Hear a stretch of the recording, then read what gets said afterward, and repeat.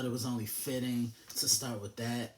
Look, he's been the talk of the news, and I can't wait to give my thoughts on that. Like I always say, this isn't a music show. This is a football show, but I like to come in to some music. That was a song called Primetime by Jay-Z and an artist I'm just not going to name right now because he's been in my doghouse. Y'all know who I'm talking about. But off that album, Watch the Throne. But like I always say, happy Monday. Hope you guys have had a great weekend. I hope your start of the week is off to a phenomenal start. I hope you're doing phenomenal as well. Welcome back to yet another episode of the Daily Blitz's first podcast entitled Monday Evening Quarterback. My name is Christian Simpson and I am the creator. I'm the founder. I'm the NFL/college football analyst and overall football junkie of a company called The Daily Blitz, where we specialize in all things football 24/7, 365. I have another jam-packed show for you today. Championship week came and went. It definitely was interesting. We have 4 who will be playing for the right to get to California for a national championship in January. Coach, a Hall of Famer, decided to make his next move. We're going to talk about that in the NFL. A lot of interesting things happening. That playoff picture is slowly but surely beginning to form itself. Going to answer some questions if I have any. Going to promote how you can keep up with me and how you can listen to me on other shows. And I'm going to go from there. This episode is sponsored by the great people of Homage. I put the link in the description of the video on YouTube once I'm done editing it and chopping it up and just adding some things to it. Yeah, pretty comfy clothes. Man, it's one of my favorite hoodies. I have a couple from them, and I always promise I give them a shout out. That's what I'm all about, networking. Before I even get into anything, make sure you like, subscribe, and share our YouTube page, which is The Daily Blitz. And with that being said, let's dive right into it. College football, championship week, statement Saturday, as I like to call it. Teams kind of living on the edge, hoping one team loses and another team wins, so they have a shot at getting their chance to play in a college football playoff. And Friday night, the madness started. Utah Utes, USC Trojans. Now with Utah, they're a tough team under Kyle Whittingham. They're balanced offensively. They're hard hitting. Defensively, they know how to make teams one dimensional, and they get after the quarterback. USC, they're high flying. They like pushing the ball up and down the field. They stretch defenses from a vertical standpoint, and they came into this game with the front runner to win the Heisman, and that's Caleb Williams. And that is perfect segue right there because I have a little bone to pick with Caleb. Before this game, on his nails, he had F Utah written on them, and that's the worst thing you can do when you're playing a team, because that gives that team not only added motivation, but that's bulletin board material. And boy, did it backfire. Got to give a lot of credit to the Utes because they just dominated USC. They won this game by a score of 47-24. Looking at the stats right here. It wasn't even close. Cam Rising, 22 of 34, 310 yards passing, 14 yards per pass attempt, and 3 touchdowns. Were able to run the football effectively, and then for USC, they were held to 24 points. And remember, Utah beat them earlier in the year. Utah is the only team that beat them in the regular season. They beat them here. Utah wins the Pac-12 championship for the second year in a row. They beat the Oregon Ducks last year, and this year they beat USC. They're a tough team. Caleb Williams, wasn't a good day for him. 28 of 41, 363 yards passing, 3 touchdowns, 1 interception, and he was sacked 7 times. Um, did a pretty good job on Jordan Addison, holding him to 65 yards. And that's tough. And USC could not get their running game going, but it was that offensive line that was absolutely terrible. Football is won in the trenches, like I always say. And that was the first domino that fell, because coming into the week, the set rankings were Georgia at 1, Michigan at 2, TCU at 3, and USC. The Trojans were at number 4. With USC losing, that opened up the door for one team, maybe even 2. I'm talking about the Ohio State Buckeyes and the Alabama Crimson Tide. So the next game that everybody had to look forward to was the Kansas State Wildcats and the TCU Horned Frogs for the Big 12 championship. These two played earlier in the year. TCU, I'm getting my initials confused. TCU won that game by a score of 38 to 28, coming back from an 18-point deficit. It's a really crazy thing. When you look at TCU, Max Duggan didn't even start the year.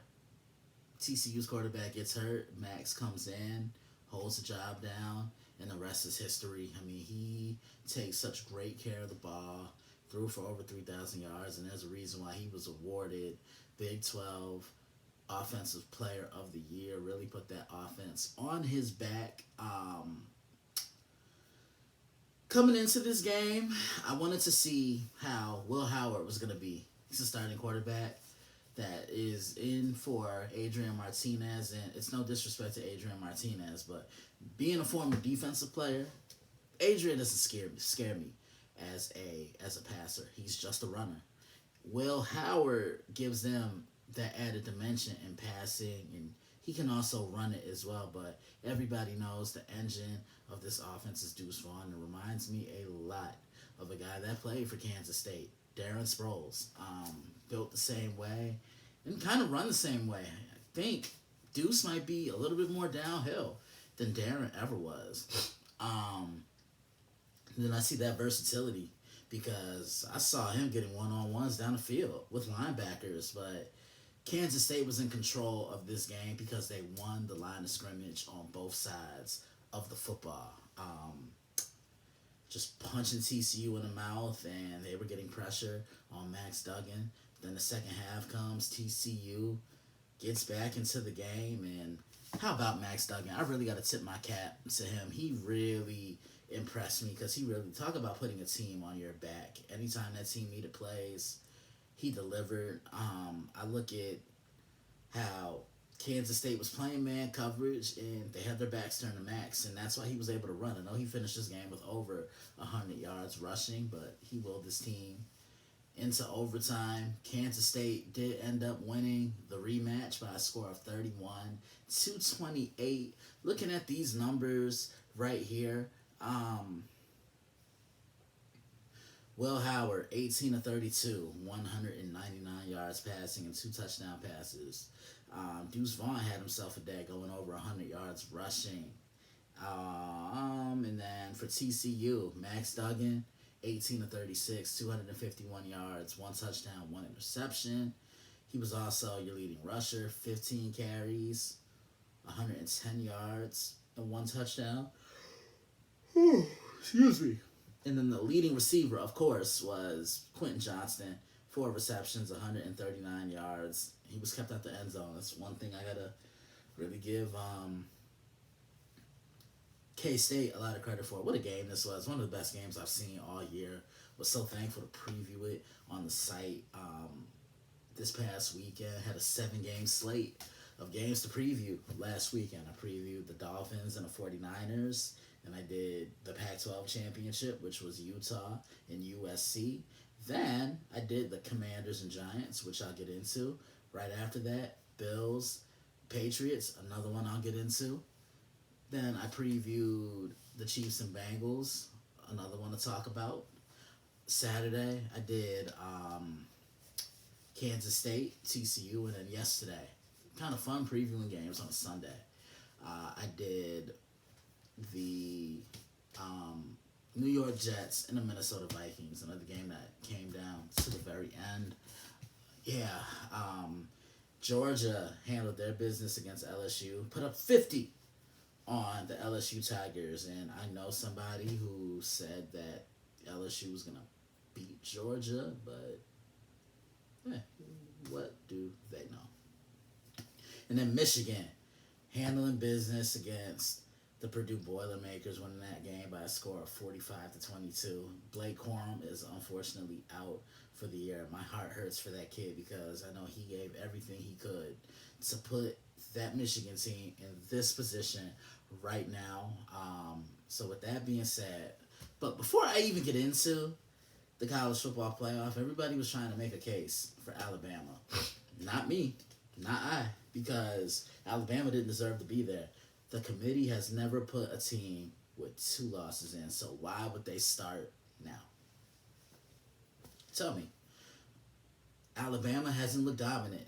To be completely honest with you, I can count 4 times when Alabama should have lost their game. Should have lost against Texas back in week 2. Should have lost against Texas A&M.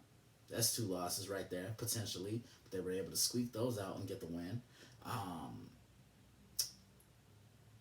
They did lose against Tennessee. That was a shootout. And then they did lose against the LSU Tigers. So they finished the year with 2 losses. They're going to be playing in the Sugar Bowl, if I'm not mistaken, against the Kansas State Wildcats. That should be an interesting game.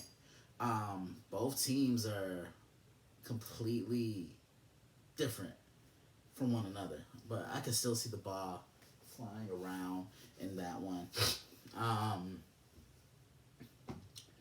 Even after TCU lost, I kept saying to myself, I'm not pushing TCU out of this college football playoff bracket, because why would I reward a team for not making their conference title game and punish a team who played in their conference title game? And yes, they did lose, but the fact that they made it, that should speak some volume, right?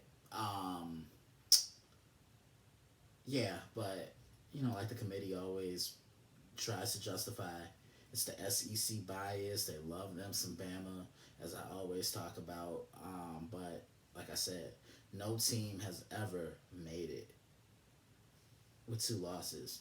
This is why this needs to be expanded. Now, I can see if Alabama lost a game, then we're possibly talking about something. But they lost 2. They didn't look great this year. So with that being said, it's time to reveal who will be playing in the college football playoff. The 1 seed, as expected, the Georgia Bulldogs. They are the defending champs, and they have a really good shot to repeat again. I know their defense might not be the same as it was a year ago, but they're doing just enough, and they're getting hot at the right time. I really like what Kirby Smart has done with this program. He's built a perennial winner, and he just doesn't want that 1 championship. He wants championships with an S at the end, plural, right? They're the 1 seed. 2 seed, the Michigan Wolverines. Michigan they're clicking when it matters most. You saw what they did against Ohio State, how they bullied them. You saw what they did against the Purdue Boilermakers, and just like what they're doing right now. Defensively, they're turning things around. They're starting to amp up that pass rush a little bit, and offensively, J.J. McCarthy's handling his business. Jim Harbaugh, I think he's turned the page at his alma mater in Ann Arbor. He was being recruited for NFL jobs, but he shut that down right away. Don't blame him, because he's been successful here at the collegiate level. But then again, you put him in any type of atmosphere, he's going to succeed. Still think of what he did for the 49ers all those years ago. Led them to those 4 straight conference championships in the NFC. Got them to a Super Bowl. So the guy can show you that he can lead a team, and he can put teams in the right position. So Michigan, they're the 2 seed, and they're making their second career just making their second ever appearance in a college football playoff. They played the eventual champion of last year, the Georgia Bulldogs, and that didn't end well for Michigan. So 3-4. This is where it got interesting because there were a lot of scenarios. Some people really thought Alabama was going to be there. Some people thought maybe Ohio State would be at number 3 and we could get Michigan, Ohio State in the playoffs, which would have been amazing because we already saw Duke versus North Carolina in the Final Four for college basketball. So why not get another legendary college rivalry on the biggest stage in college sports? It ended up being TCU. I'm so happy the committee did not punish the TCU Horned Frogs. Again, they made their conference title game. Alabama didn't. Alabama has 2 losses to TCU's 1 loss. And here, I'll even compare the two between Alabama and TCU. Alabama and TCU both played the Texas Longhorns. When Alabama played Texas, Alabama did not look dominant, right? When TCU played Texas, they punched Texas in the mouth and won a very low-scoring and physical and hard-hitting football game, 17-10. Yeah, Texas kept that TCU offense under 20 points, and I always say that Texas unveiled the blueprint on how to kind of slow down TCU. TCU was just more dominant than Alabama was. There was nothing that Alabama did this year to really stand out to me. So TCU was number 3, and then number 4, because of the USC Trojans losing the game. Can't trust Trojans for nothing. The Ohio State Buckeyes. They're here. First time here since the last time they were in the national championship, which was just 2 seasons ago when they lost to the Alabama Crimson Tide. So with all that being said, the 1 always plays the 4 seed and the 2 always plays the 3 seed.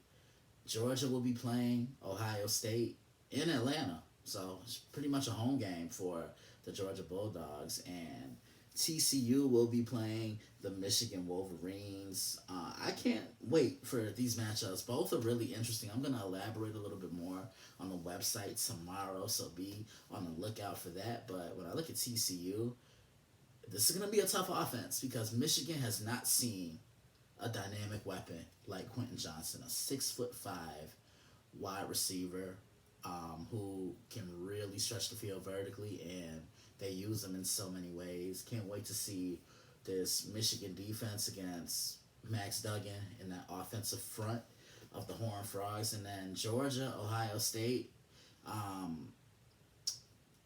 kept saying to neutralize Ohio State's offense, you need an active offensive line. And Georgia has one of those, so I can't wait to see what type of game plan they have for C.J. Stroud and how Ohio State looks to counterattack that. You're going to have to get the ball out quickly.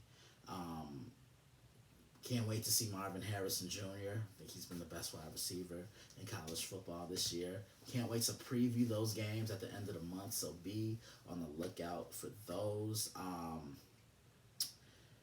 This is going to be fun, these 4.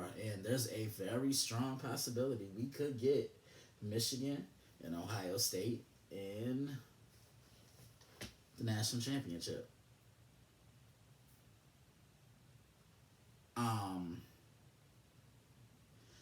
There's a very strong possibility that we could get that, and what a atmosphere, and what a experience that would be to have that rivalry on the biggest stage to potentially end out the year. That would be fun. Again, I'm not giving my thoughts right away, but I'll always predict who I have winning the game when it's all said and done. Okay, so I got all that out the way. Let's talk about the elephant in the room. Let's address that. Deion Primetime Sanders, greatest cornerback ever, took over at Jackson State in Mississippi, really put HBCU football on the map, right? Of course, he's going to be recruited for D1 jobs.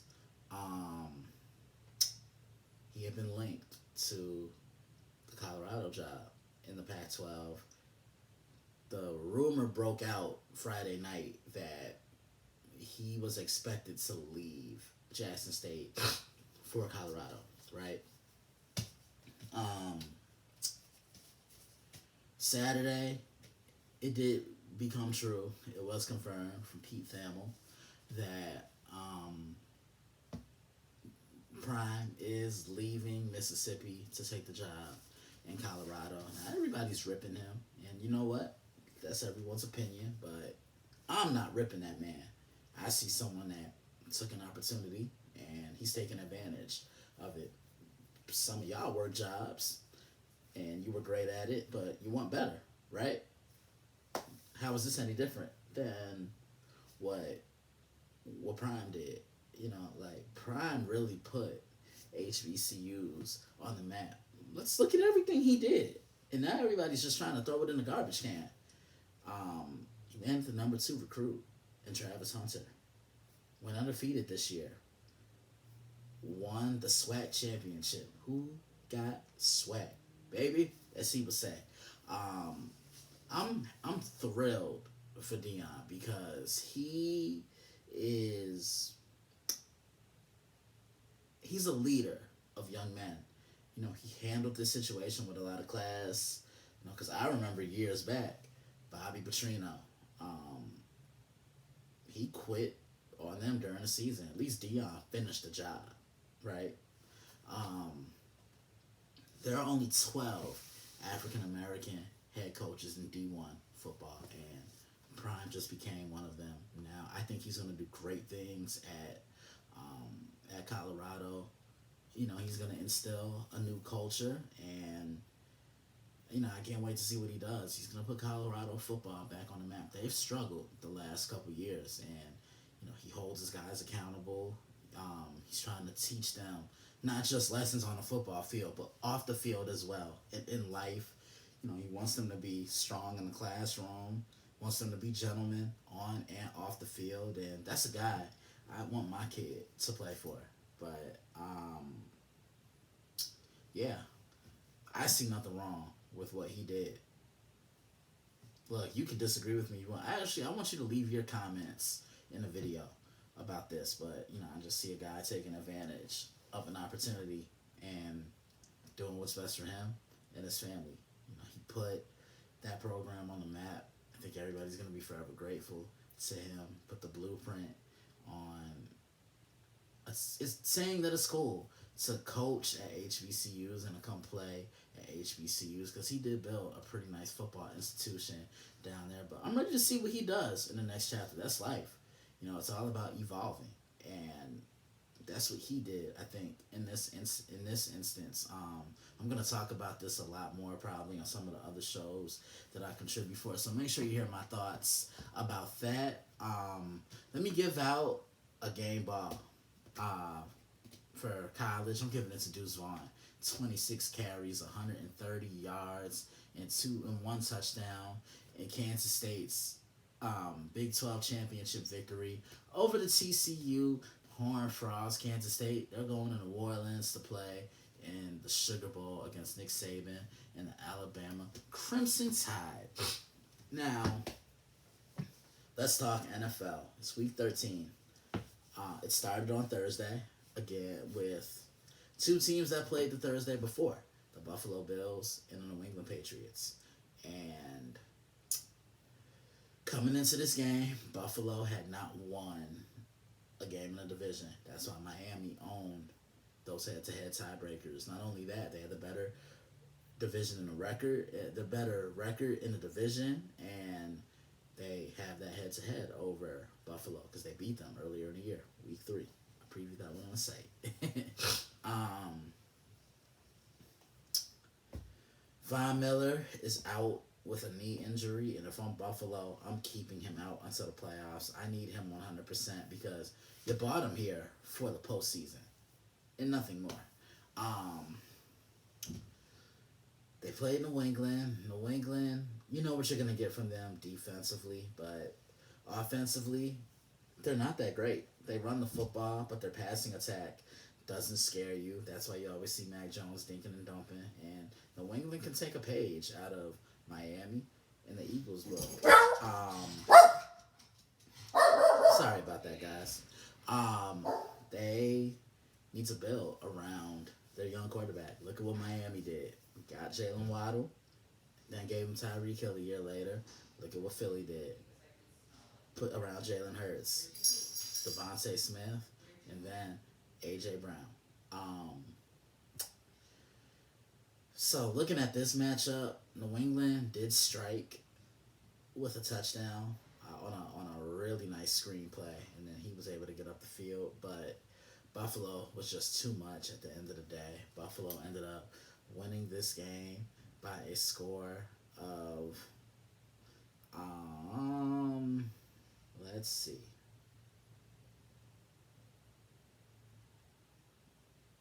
24-10. Talk about imposing your will. I remember when the Buffalo Bills could never beat the New England Patriots, and ever since Tom Brady's left, they've just feasted on New England. Josh Allen, just another typical day at the office. 22 of 33, 223 yards, 2 touchdowns, no interceptions, and the Bills ran a football again. James Cook, 14 carries, 64 yards. Devin Singletary added 50 yards to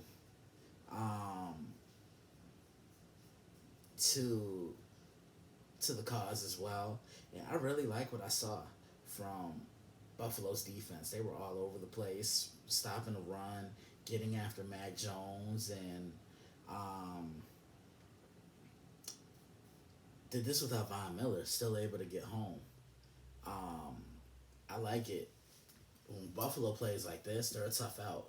This is what I need to see from the Buffalo Bills. Playing balanced, playing smart, taking care of the ball, and not putting it all on Josh Allen. I was explaining that to somebody during the game.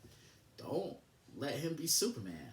Let him hand the ball off, especially in the red zone, because a lot of teams are going to be expecting him to throw the ball, and Stephon Diggs ran the most filthy route that I think I've seen a receiver run all year long. My ankles hurt watching him do that. Remember, come on, Stephon, that's somebody's grandbaby. Buffalo, right now, they've won the last 3 games, and this is a stretch run for them. They have some big games coming up. Thursday started their first game in the division. They have 2 more in a row after this. New England is still on the outside looking in of the playoffs. Another team I want to talk about, the potential favorite to come out the NFC. That's the Philadelphia Eagles. Look, their record says it all. They've been great, but yesterday was the best I've seen them look all year long. They played the Tennessee Titans, so this was A.J. Brown getting the chance to play his former team, and he had this circled on his schedule. They traded him to Philly on draft night, actually, and the rest is history, and he's been absolutely phenomenal for the Philadelphia Eagles. His impact reminds me a lot of Terrell Owens' impact all those years ago in 2004. Just brings that charisma, that swagger, and he's a vertical threat for Jalen Hurts down the field. Tennessee was like, all right, you're going to beat us by throwing a football. Jalen accepted the challenge. He stretched the field. He took care of the ball. I mean, he was just locked in, and I think he truly is a MVP favorite right now.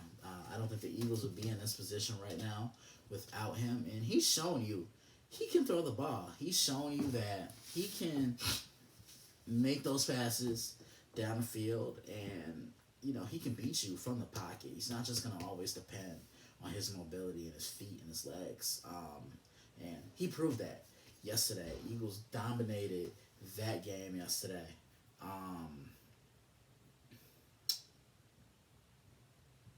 They dominated that game yesterday, 35-10. The Eagles are 11-1 right now. Titans have lost their last 2 games. Derrick Henry held under 50 yards again. This is a tough Eagles team. They can do it on both sides of the ball. They can push the ball up the field offensively, and then they can punch you in the mouth. Defensively, closing in on clinching that division, a division I think a lot of people, myself included, had them winning. Yeah, Philly looked great yesterday. Um, Another team in the NFC kind of show why I'm not really sold on them, and that's the Minnesota Vikings. When I look at Minnesota, their offense is great. Their defense is a completely different story. They have one of the worst defenses in the league. They give up a ton of yards. They're terrible against the pass. They can't stop the run. And the reason why I'm not sold on the Minnesota Vikings is the simple fact they let teams hang around. They were in control of that game in the first half against the Jets, and they let the Jets crawl back in.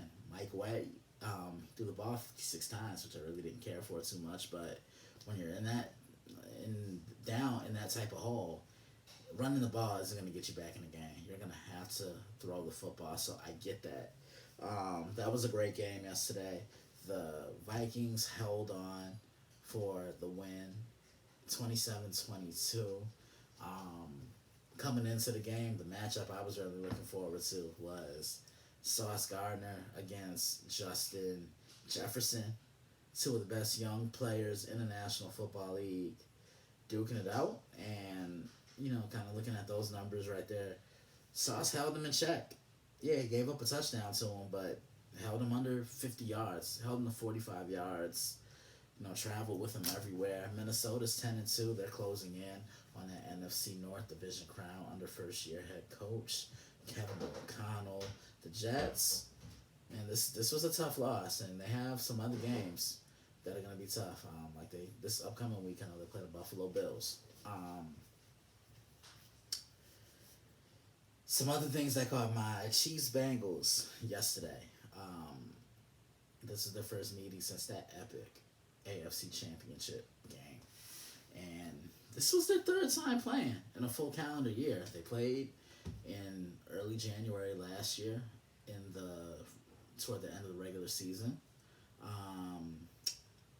Then they met in the AFC Championship. The Bengals won a regular season matchup. Then they stunned the world and beat them in the AFC Championship game. So what was in store for Part 3? And Joe Burrow has 2 wins on Patrick Mahomes. Patrick Mahomes is yet to beat the Cincinnati Bengals. So what was it going to take in this one?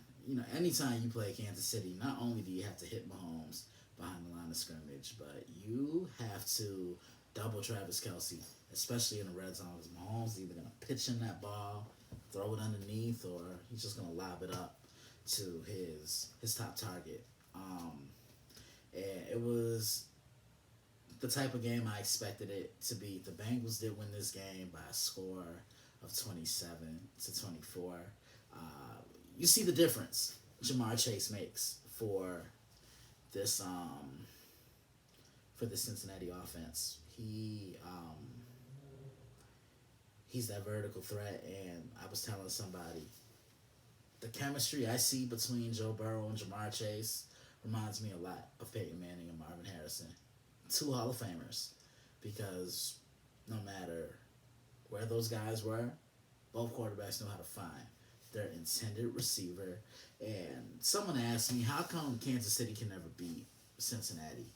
And I told them, Cincinnati is sneaky physical. They take away the explosive plays, they keep everything underneath, and just as I saw in the AFC Championship, they rushed 3, kept that spy in the middle to mirror Patrick Mahomes, and then dropped everybody back in coverage and forced him to earn everything underneath, or make him run, make him earn his yards any type of way, but you're just not going to sit back in the pocket and nickel and dime us all day. Bengals beat them again for the 3rd time in a calendar year. The Bengals have Kansas City's number, and to be honest, I don't think that was the last matchup that we're going to see from them. I said this last year when we ended up seeing them play in the AFC Championship game. Oh, excuse me. And I have a feeling we're going to see the same thing. Once again, I don't know which round of the playoffs, but I just have that thought in the back of my head that we're gonna see this matchup once again. Um, Cowboys dominated the Colts. The Colts just need to turn in their badge as an NFL team because that was the worst effort that I've ever seen. The Cowboys put up a 50 piece. Also in the NFC East, the Commanders and Giants tied 20 in a 2020 draw. They will play each other in a few weeks, and that game's been flexed to Sunday night, something I could potentially preview. Um, um, and the Baltimore Ravens, it was sloppy, but they got the job done. Won that game against the Denver Broncos, who are just a dumpster fire right now, 10-9. Lost Lamar to a knee injury, and John Harbaugh saying it's going to be a couple weeks. That he's going to be out. Let him rest and recuperate. Wishing him a speedy recovery. But Tyler Huntley gives them more of traditional quarterback play. So it's going to be interesting to see how things pan out with that. Let's see if I have any questions because I'm in a questioning mode. Let's see. No one left me any questions, which is okay. With that being said, I'm going to end the show. Monday Night Football, Week 13 concludes tonight. New Orleans Saints, Tampa Bay Buccaneers. It's going to be a very chippy game. You saw what happened the first time they played. There were some ejections. Mike Evans and Marshawn Lattimore, I have a feeling they're going to probably be warned each before the game. New Orleans is always a tough out for Tampa Bay, and it has been since Tom got there. He's only beaten them twice since he got there.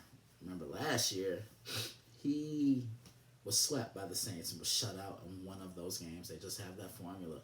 Pressure up the middle, keeping him in a pocket and forcing him to throw over the numbers. This Tampa offense has been inconsistent. They got to run the football. Run the ball, establish Rashad White, maybe Leonard Fournette comes back tonight. I do like Tampa, but I think the Saints make it interesting, and I think it's going to be a close game. I say 20-14. With that being said, I'm about to end the show. This is where I always do some shout-outs. My amazing parents, love you guys so much. Thank you for all you do, all you've done, and all I know you're going to continue to do. My amazing little sister, Taylor, really doing a thing in the tech world. Go check out Womanly Tech. You will not be disappointed. Make a consultation appointment with her today. My other siblings, Sean, Janice, Tanisha. Oh, I can't believe I forgot my son. I forgot my baby. My dog, Steve's, who you just heard not too long ago. Some of my other friends, Josh, happy birthday, man. Hope it's a great one. Hope this is a legendary year for you. Continue to be the great man you are. Corey, Deshaun, Robert Butler, Jason, Tyree, Kamel Fryer, Candace Carter, love you guys. Rob Carter, Mike Griffin, my co-analyst, Cole Johnson, as I refer to him as Coach, and go check out Cole Sports. He's doing some great things over there, and our moderator, D, always keeping us sharp and on our feet. Man, and if I forgot you, please know this is nothing against you, but just know I love you very much. How can you keep up with me? Log on to the website, which is thedailyblitz.blog. Enter your email address today and become a subscriber today. Follow us on Twitter at dailyblitz_61. Go to the Facebook fan page. Go to facebook.com, type in the search box, The Daily Blitz, and hit that thumb, give us a like, and follow us on Twitter, on Instagram at The Daily Blitz _61. How can you keep up with me through the airwaves? Good question. That's why I'm promoting it right now. Every Monday and Tuesday night, I'm actually about to be there right now.